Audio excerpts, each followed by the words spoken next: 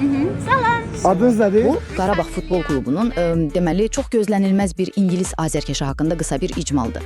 Təsəvvür edin də İngiltərənin Newcastle şəhərindən bir qadın sırf Azərbaycanın Qarabağına azərkeşlik etmək üçün durub Liverpoola gedir.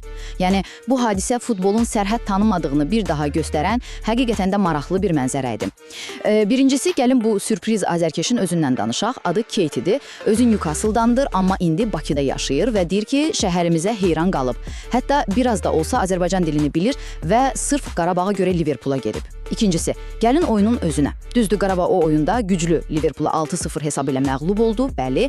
Amma baxın, bu ağır məğlubiyyətə rəğmən komandamız əsas məqsədinə çatdı, yəni turnirin play-off mərhələsinə çıxdı və nəhayət gəldik hekayənin ən, belə deyək, inanılmaz tərəfinə. Bilirsiniz, play-off mərhələsində Qarabağın rəqibi kim oldu? Bəli, Kate'nin doğma şəhərinin komandası ilə Newcastle-ın özü. Beləliklə bir azərkeşin bu səmimi dəstəyi taleyin qəribə bir oyunuyla yadda qalan bir futbol hekayəsinə çevrildi.